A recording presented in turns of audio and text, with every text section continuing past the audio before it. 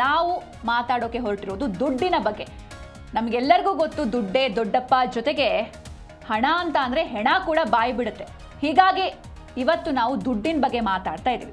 Usually ನಾವೆಲ್ಲರೂ ದುಡ್ಡನ್ನ ಅಂದರೆ ದುಡ್ಡು ಬೇಕೇ ಬೇಕು. ಇವೊಂದು UPI ಇದ್ರೂ ಕೂಡ ನಾವು ಕೈಯಲ್ಲಿ ಕ್ಯಾಶ್ನ ಹಿಡಿದು ಟ್ರಾನ್ಸಾಕ್ಷನ್ ಥ್ರೂ ಕ್ಯಾಶ್ ಕೂಡ ಮಾಡ್ತೀವಿ. ಬಟ್ ಒಂದಷ್ಟು ಡಿಸ್ಅಡ್ವಾಂಟೇಜ್ ಇದೆ. ಅಂದರೆ ಅದು ಹರಿದು ಹೋಗುತ್ತೆ, ಹೀಗೆ ಫೋಲ್ಡ್ ಮಾಡಿ ಇಟ್ಟಿರೋದ್ರಿಂದ ಮಿಡಲಲ್ಲಿ ಹರಿದು ಹೋಗಿರೋದು ನಾವು ನೋಡಿದ್ದೀವಿ. ಜೊತೆಗೆ ನೆಂದರೆ ಹಾಳಾಗಿ ಹೋಗುತ್ತೆ. ಸೊ ಇದೆಲ್ಲ ಒಂದಷ್ಟು ರಿಸ್ಕ್ಗಳಿದೆ ಅಥವಾ ಡಿಸ್ಅಡ್ವಾಂಟೇಜಸ್ ಇದೆ. ಹೀಗಾಗಿ ಈ ಒಂದು ರಿಸ್ಕ್ಗಳು ಬೇಡ, ಈ ಎಲ್ಲ ಡಿಸ್ಅಡ್ವಾಂಟೇಜ್ ಪೇಪರ್ ನೋಟ್ಗಳಿಂದ ಇರೋದ್ರಿಂದ RBI ಹೊಸ ಕ್ರಾಂತಿಯನ್ನು ಹಣಕಾಸಿನ ವ್ಯವಸ್ಥೆಯಲ್ಲಿ, ದೇಶದ ಹಣಕಾಸಿನ ವ್ಯವಸ್ಥೆಯಲ್ಲಿ ಒಂದಷ್ಟು ಹೊಸ ಕ್ರಾಂತಿಯನ್ನು ಮಾಡೋದಕ್ಕೆ ಮುಂದಾಗಿದೆ. ಅದು ಪ್ಲಾಸ್ಟಿಕ್ ನೋಟ್ಗಳು. ಇನ್ನು ಮುಂದೆ ನಿಮ್ಮ ಕೈಗೆ ಪೇಪರ್ ನೋಟ್ಗಳಲ್ಲ, ಪ್ಲಾಸ್ಟಿಕ್ ನೋಟುಗಳು ನಿಮ್ಮ ಕೈಗೆ ಸಿಗುತ್ತೆ. ಹಾಗಾದರೆ ಏನಿದು ಪ್ಲಾಸ್ಟಿಕ್ ನೋಟ್ಗಳು? ಇದನ್ನು ಪಾಲಿಮರಿಂದ ಮಾಡ್ತಾರೆ. ಏನದು ಪ್ಲಾಸ್ಟಿಕ್ ನೋಟ್ಗಳು? ನೋಡ್ತಾ ಹೋಗೋಣ. ದೇಶದಲ್ಲಿ ಪ್ಲಾಸ್ಟಿಕ್ ನೋಟುಗಳು ಇನ್ನು ಮುಂದೆ ಸದ್ದು ಮಾಡುತ್ತೆ. ಕಾಗದದ ನೋಟುಗಳ ಬದಲಿಗೆ ಪ್ಲಾಸ್ಟಿಕ್ ನೋಟನ್ನು ತರೋದಕ್ಕೆ RBI ಗಂಭೀರವಾದಂತಹ ಚಿಂತನೆಯನ್ನ ಮಾಡ್ತಾ ಇದೆ. ಪಾಟ್ನಾ ಹಾಗೂ ಮುಂಬೈನಲ್ಲಿ RBI ಮಂಡಳಿ ಸಭೆಯಲ್ಲಿ ಈ ಒಂದು ಮಹತ್ವದ ಚರ್ಚೆ ಕೂಡ ನಡೆದಿದೆ.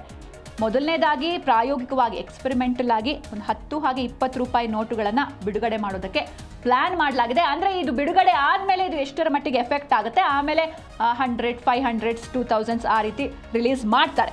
ನಗದು ಹಣದ ಭಾರಿ ಬೇಡಿಕೆಯನ್ನು ನಿಭಾಯಿಸೋದಕ್ಕೆ ಕೇಂದ್ರ ಬ್ಯಾಂಕ್ನಿಂದ ಹೊಸ ರಣತಂತ್ರವನ್ನು ರೂಪಿಸಲಾಗಿದೆ. ಹಾಗೆ ಇತ್ತೀಚಿನ ಸಭೆಗಳಲ್ಲಿ ಪಾಲಿಮರ್ ನೋಟುಗಳ ಮುದ್ರಣದ ಬಗ್ಗೆ ತೀವ್ರ ಸ್ವರೂಪದ ಚರ್ಚೆ ಕೂಡ ಆಗ್ತಾ ಇದೆ. ದಶಕದ ಹಳೆಯ ಯೋಜನೆಗೆ ಮರುಜೀವ ನೀಡೋದಕ್ಕೆ ಮುಂದಾಗಿದೆ ರಿಸರ್ವ್ ಬ್ಯಾಂಕ್. ಅಂದರೆ ಒಂದಷ್ಟು ಡಿಸ್ಅಡ್ವಾಂಟೇಜ್ ಇದೆ. ನಾನು ಆಗಲೇ ಹೇಳಿದಾಗೆ ಈ ಪೇಪರ್ ನೋಟ್ಸ್ಗಳು ಹರಿದು ಹೋಗುತ್ತೆ, ಫೋಲ್ಡ್ ಮಾಡ್ತೀವಿ, ನಾವು ದುಡ್ಡನ್ನ ಫೋಲ್ಡ್ ಮಾಡ್ತೀವಿ, ಹರಿದು ಹೋಗುತ್ತೆ, ನೆಂದು ಹೋಗುತ್ತೆ, ಮಕ್ಕಳು ಯಾರಾದರೂ ಇದ್ರೆ ಹರಿದು ಹಾಕ್ತಾರೆ. ಸೊ ಇದೆಲ್ಲದರ ಜೊತೆಗೆ ಈ ಕಾಗದದ ನೋಟ್ಗಳನ್ನು ಪ್ರಿಂಟ್ ಮಾಡೋದಕ್ಕೆ ಸಾಕಷ್ಟು ಖರ್ಚಾಗ್ತಾ ಇದೆ. ಹೀಗಾಗಿ ಈ ಎಲ್ಲ ಖರ್ಚುಗಳನ್ನು ಆರ್ಥಿಕವಾಗಿ ಒಂದಷ್ಟು ಸುಧಾರಿಸ್ಕೊಳ್ಳುವಂಥ ನಿಟ್ಟಿನಲ್ಲಿ, ಹಾಗೆ ಯೂಸರ್ ಫ್ರೆಂಡ್ಲಿ ಆಗಿರಲಿ ಅನ್ನುವಂಥ ನಿಟ್ಟಿನಲ್ಲಿ ಚೇಂಜ್ ಮಾಡೋದಕ್ಕೆ ಹೊರಟಿದೆ. ಭಾರತದ ಆರ್ಥಿಕ ವ್ಯವಸ್ಥೆಯಲ್ಲಿ ಕಾಗದದ ನೋಟುಗಳ ಯುಗ ಮುಗಿದು ಪ್ಲಾಸ್ಟಿಕ್ ನೋಟ್ಗಳ ಯುಗ ಇನ್ನೇನು ಸ್ಟಾರ್ಟ್ ಆಗುವಂಥ ಎಲ್ಲ ಲಕ್ಷಣಗಳು ಕಾಣಿಸ್ತಾ ಇದ್ದು, ಈ ಪೇಪರ್ ನೋಟ್ಗಳ ಬದಲಿಗೆ ಪ್ಲಾಸ್ಟಿಕ್ ನೋಟನ್ನು ತರೋದಕ್ಕೆ RBI ಒಂದು ಗಂಭೀರವಾದಂಥ ಚಿಂತನೆಯನ್ನು ನಡೆಸಿದೆ. ಹಾಗೆ ಪಾಟ್ನಾ ಹಾಗೂ ಮುಂಬೈನಲ್ಲಿ ನಡೆದ RBI ಮಂಡಳಿಯ ಇತ್ತೀಚಿನ ಒಂದು ಮೀಟಿಂಗ್ನಲ್ಲಿ ಪಾಲಿಮರ್ ನೋಟುಗಳ ಮುದ್ರಣ ಹಾಗೂ ಅವುಗಳನ್ನು ಚಲಾವಣೆಗೆ ತರುವಂಥ ಬಗ್ಗೆ ತೀವ್ರ ಸ್ವರೂಪದ ವಿಸ್ತೃತ ಚರ್ಚೆಗಳು ನಡೀತಾ ಇದೆ. ಈ ಪಾಲಿಮರ್ ಇಸ್ ನಥಿಂಗ್ ಬಟ್ ನೀವು ಈ ಫುಡ್ ಪ್ಯಾಕಿಂಗ್ ಅಲ್ಲಿ ಯೂಸ್ ಮಾಡ್ತಾರೆ, ಹಾಗೆ ವಾಟರ್ ಬಾಟಲ್ಸಲ್ಲಿ ಯೂಸ್ ಮಾಡ್ತಾರೆ, ಅಥವಾ ಈ ಬಾಟಲ್ಸ್ ಕ್ಯಾಪ್ಗಳಲ್ಲಿ ಯೂಸ್ ಮಾಡ್ತಾರೆ. ಇದೆಲ್ಲವೂ ಕೂಡ ಪಾಲಿಮರ್ ಆಗಿರುತ್ತೆ. ಸೊ ಪಾಲಿಮರ್ ನೋಟುಗಳು ಇನ್ನು ಮುಂದೆ ಇನ್ನೇನು ಕೆಲವೇ ವರ್ಷಗಳಲ್ಲಿ ನಿಮ್ಮ ಕೈ ಸೇರುತ್ತೆ, ಪ್ಲಾಸ್ಟಿಕ್ ನೋಟುಗಳು. ಹಾಗೆ ಈ ಪ್ಲಾಸ್ಟಿಕ್ ನೋಟುಗಳನ್ನು ತರೋದಕ್ಕೆ ಮುಂದಾಗಿದ್ಯಾಕೆ? ಕಾಗದದ ನೋಟುಗಳನ್ನ ಬೇಡ ಅಂದರೆ ಒಂದು ಯೋಚನೆ ಬಂದಿದೆ, ಕಾಗದದ ನೋಟಿನ ಬದಲು ಪ್ಲಾಸ್ಟಿಕ್ ನೋಟ್ನ ತರೋಣ ಅಂತ. ಯಾಕಿರ್ಬಹುದು, ಏನಿರ್ಬೋದು ರೀಸನ್? ಯಾಕಂದ್ರೆ ಈ ಕಾಗದದ ನೋಟುಗಳಿಂದ RBIಗೆ ಸಾಕಷ್ಟು ನಷ್ಟ ಆಗ್ತಿದೆಯಂತೆ. ಯಾವ ಕಾರಣಕ್ಕೆ? ಒಂದು ನಾನು ಆಗಲೇ ಹೇಳಿದಾಗೆ ಮುದ್ರಣ, ಅದನ್ನು ಪ್ರಿಂಟ್ ಮಾಡೋದಕ್ಕೆ ಸಾಕಷ್ಟು ಹಣ ಖರ್ಚಾಗ್ತಾ ಇದೆ. ಹಾಗೆ ನಾನು ಹೇಳಿದೆ ಹರಿದು ಹೋಗುತ್ತೆ ಅಥವಾ ನೀರಲ್ಲಿ ಬಿದ್ದು ನೆಂದು ಹೋಗುತ್ತೆ, ಕೆಲವರು ಹೆಸರುಗಳನ್ನೆಲ್ಲ ಅದ್ರ ಮೇಲೆ ಬರೀತಾರೆ.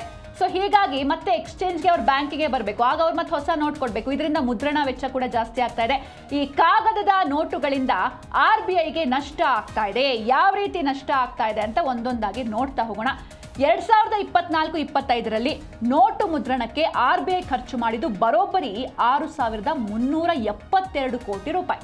ಇಷ್ಟೊಂದು ಖರ್ಚಾಗ್ತಾ ಇದೆ ಕೇವಲ ಒಂದು ವರ್ಷದ ಅವಧಿಯಲ್ಲಿ.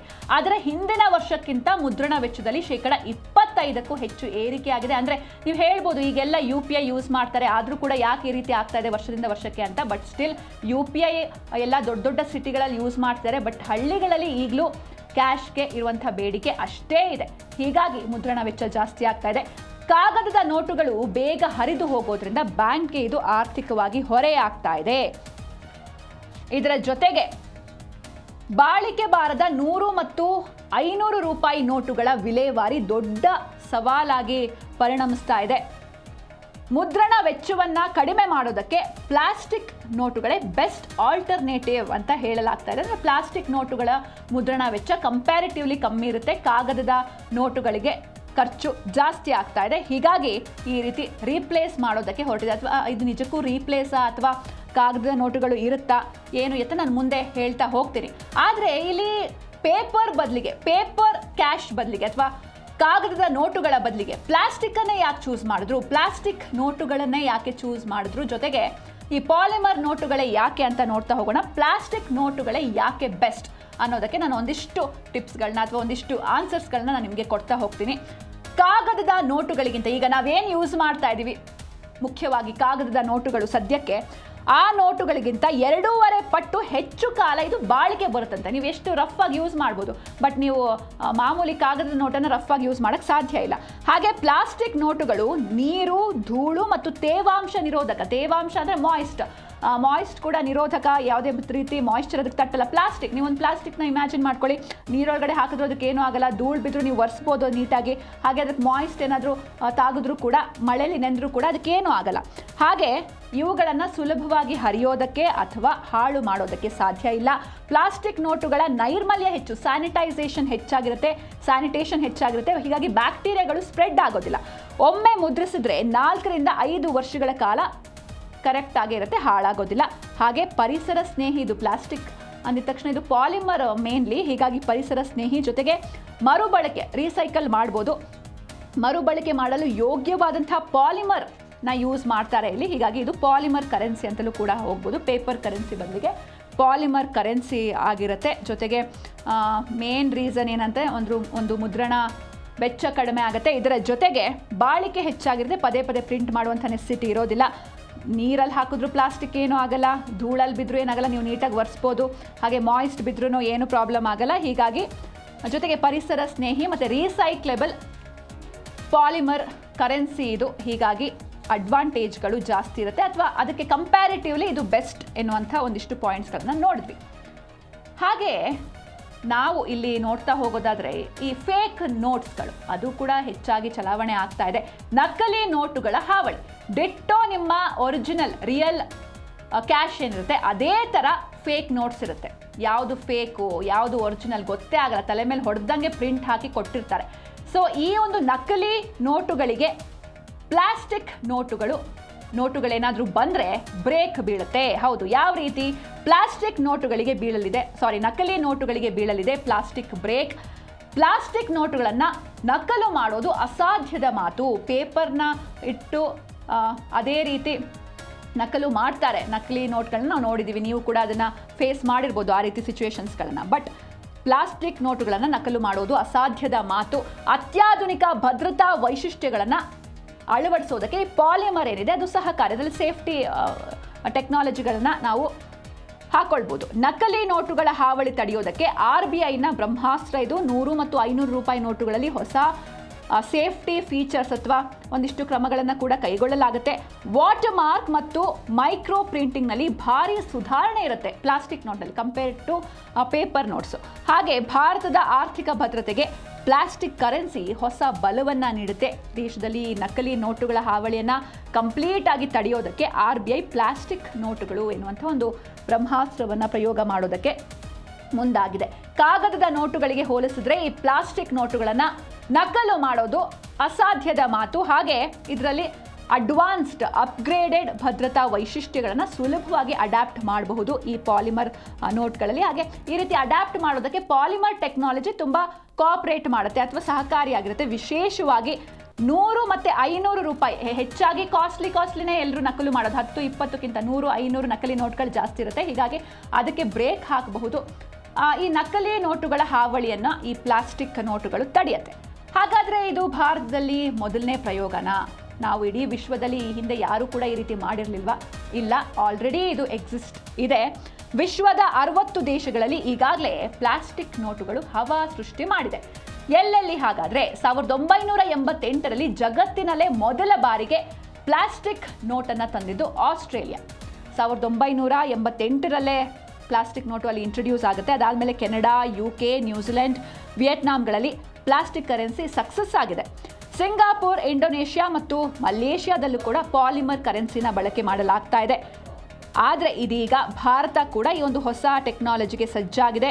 ಆದರೆ ಈಗ ನಾವು ಪೇಪರ್ ಕ್ಯಾಶ್ನ ಮಾಮೂಲಿ ATM ಅಲ್ಲಿ ತಗೊಳ್ತೀವಿ. ಆದರೆ ಪ್ಲಾಸ್ಟಿಕ್ ಕ್ಯಾಶ್ನ ATM ಅಲ್ಲಿ ತಗೋಬೇಕು ಅಂದರೆ ATM ಟೆಕ್ನಾಲಜಿ ಅಥವಾ ಅದರದ್ದು ಸ್ವಲ್ಪ ಮಾಡಿಫಿಕೇಶನ್ ಮಾಡಬೇಕಾಗುತ್ತೆ. ಹೀಗಾಗಿ ಅದರ ನವೀಕರಣಕ್ಕೆ ಪ್ಲ್ಯಾನ್ ಮಾಡಿಕೊಳ್ಳಲಾಗ್ತಾ ಇದೆ. ಹಾಗೆ ಈ ಬಗ್ಗೆ ಈ ಹಿಂದೆ 2012ರಲ್ಲಿ ಒಂದು ಎಕ್ಸ್ಪೆರಿಮೆಂಟ್ ಮಾಡಿದ್ರು, ಬಟ್ ಅದು ಫೇಲ್ಯೂರ್ ಆಗಿತ್ತು. ಈಗ ಈ ಸವಾಲನ್ನು ಎದುರಿಸೋದಕ್ಕೆ ಭಾರತ ರೆಡಿಯಾಗಿದೆ, RBI ರೆಡಿಯಾಗಿದೆ. ವಿದೇಶಿ ಮಾದರಿಯಲ್ಲೇ ಭಾರತೀಯ ನೋಟುಗಳಿಗೂ ಕೂಡ ಹೊಸ ರೂಪವನ್ನು ನೀಡಲಾಗುತ್ತೆ.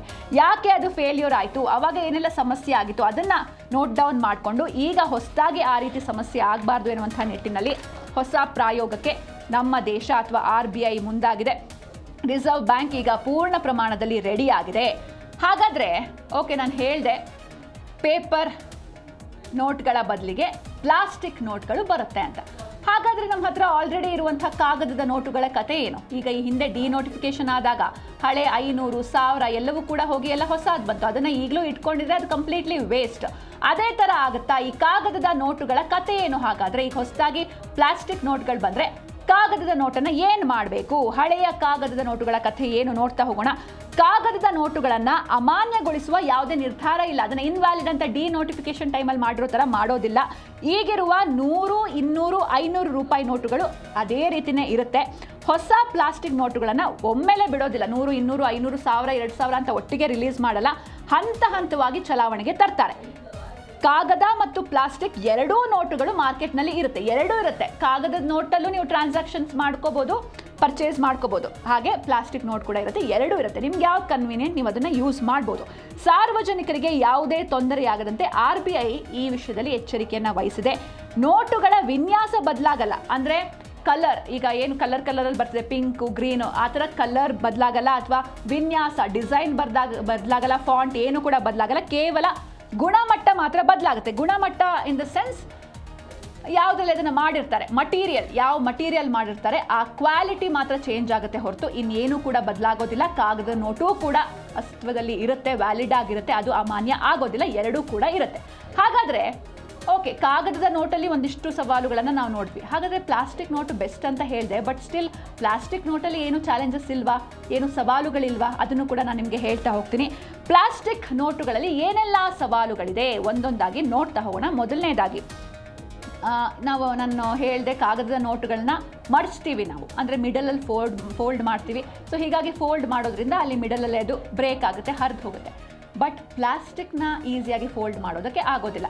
ಪ್ಲಾಸ್ಟಿಕ್ ನೋಟುಗಳನ್ನು ಫೋಲ್ಡ್ ಮಾಡೋದಕ್ಕೆ ಆಗೋದಿಲ್ಲ. ಇದು ಪ್ಲಾಸ್ಟಿಕ್ ನೋಟುಗಳ ಮೊದಲನೇ ಸವಾಲು. ಕಾಗದದ ನೋಟುಗಳಂತೆ ಸುಲಭವಾಗಿ ಇದನ್ನು ಮಡ್ಚೋದಕ್ಕೆ ಬರೋದಿಲ್ಲ. ನೀವೇ ಒಂದು ಇಟ್ಕೊಂಡು ಎಕ್ಸ್ಪೆರಿಮೆಂಟ್ ಮಾಡ್ಬೋದು, ಫೋಲ್ಡ್ ಮಾಡಿದ್ರೆ ಆಗೋದಿಲ್ಲ, ನೀಟಾಗಿ ಕೂರೋದಿಲ್ಲ. ಹಾಗೆ ಪ್ಲಾಸ್ಟಿಕ್ ಏನು ಹೇಳಿ ಅದು ಜಾರಿ ಬೀಳುವಂಥ ಚಾನ್ಸಸ್ ಹೆಚ್ಚಿರುತ್ತೆ. ಎಣಿಸ್ಬೇಕಾದ್ರೆ ಕೈಯಿಂದ ಜಾರುವಂಥ ಸಾಧ್ಯತೆ ಇದೆ. ಹಾಗೆ ಅತಿಯಾದ ಬಿಸಿ ಅಥವಾ ಇಸ್ತ್ರಿ ಪೆಟ್ಟಿಗೆಯ ಶಾಖಕ್ಕೆ ಕರಗುವಂಥ ಭೀತಿ ಕೂಡ ಇರುತ್ತೆ. ಹಾಗೆ ಯಾವಾಗ ಇದು ಓಲ್ಡ್ ಆಗ್ತಾ ಹೋಗುತ್ತೆ, ಅಂದರೆ ಇದರ ಶೆಲ್ಫ್ ಲೈಫ್ ತುಂಬ ಇರಬಹುದು, ಬಟ್ ಸ್ಟಿಲ್ ಹಳೆಯದಾದಂತೆ ನೋಟಿನ ಮೇಲಿನ ಬಣ್ಣ ಮಸುಕಾಗುವಂತಹ ಸಾಧ್ಯತೆ ಇದೆ. ಹಾಗೆ ಪ್ಲಾಸ್ಟಿಕ್ ಬಳಕೆಯಿಂದ ಪರಿಸರ ಮಾಲಿನ್ಯದ ಆತಂಕ ಕೂಡ. ಅವ್ರು ಹೇಳ್ತಿರ್ಬೋದು ನಾವು ಪರಿಸರ ಸ್ನೇಹಿ ಪಾಲಿಮರ್ನೇ ಯೂಸ್ ಮಾಡ್ತೀವಿ ಅಂತ, but plastic is always plastic. So plastic ಬಳಕೆಯಿಂದ ಪರಿಸರ ಮಾಲಿನ್ಯದ ಆತಂಕ ಕೂಡ ಇದೆ. ಜೊತೆಗೆ ನಾನು ಆಗಲೇ ಹೇಳಿದೆ, ಈಗ ನಾವು ಹೆಂಗೆ ಪೇಪರ್ ಕ್ಯಾಶ್ನ ನಾವು ತೊಗೊಳ್ತೀವಿ ATM ಅಲ್ಲಿ, ಪ್ಲಾಸ್ಟಿಕ್ ಅದರಲ್ಲಿ ಬರಬೇಕು ಅಂತ ಅಂದರೆ ನೀವು ಕಂಪ್ಲೀಟ್ ಟೆಕ್ನಾಲಜಿನೇ ಮಾಡಿಫೈ ಮಾಡಬೇಕಾಗುತ್ತೆ. ATM ಯಂತ್ರಗಳ ಮಾಡಿಫಿಕೇಷನ್ಗೆ ಭಾರಿ ವೆಚ್ಚದ ಅನಿವಾರ್ಯತೆ ಕೂಡ ಇದೆ.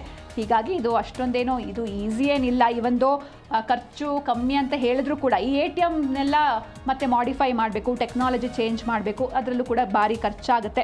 ಜೊತೆಗೆ ಅತಿಯಾದ ಬಿಸಿ, ಹಾಗೆ ಕೆಲವರು ಈ ಪ್ಯಾಂಟಲ್ಲೇ ಕ್ಯಾಶ್ ಇಟ್ಟು ಮರ್ತಿರ್ತಾರೆ, ಅದನ್ನು ಇಸ್ತ್ರಿ ಮಾಡಬೇಕಾದ್ರೆ ಶಾಖಕ್ಕೆ ಕರಗುವಂಥ ಭೀತಿ ಕೂಡ ಎದುರಾಗುತ್ತೆ. ಸೊ ಇಷ್ಟೆಲ್ಲ ಸವಾಲುಗಳಿದೆ. ಹೀಗಾಗಿ RBI ಏನು ಈ ಹೊಸ ಯೋಜನೆಯನ್ನು ಮಾಡ್ಕೊಂಡಿದೆ, ಇದು ಎಷ್ಟರ ಮಟ್ಟಿಗೆ ಯಶಸ್ವಿ ಆಗುತ್ತೆ? ಯಾಕಂದರೆ ನಾನು 2012ರಲ್ಲಿ ಈ ಒಂದು ಪ್ರಯೋಗ ನಡೆದಿತ್ತು, ಬಟ್ ಬೇರೆ ಬೇರೆ ಟೆಕ್ನಿಕಲ್ ರೀಸನ್ಗಳಿಂದ ಫೇಲ್ಯೂರ್ ಆಗಿತ್ತು. ಈ ಬಾರಿ ಯಾವ ರೀತಿ ಆಗುತ್ತೆ, ಏನು ಎತ್ತ ಎಲ್ಲವನ್ನ ಕೂಡ ಕಾದು ನೋಡಬೇಕಿದೆ.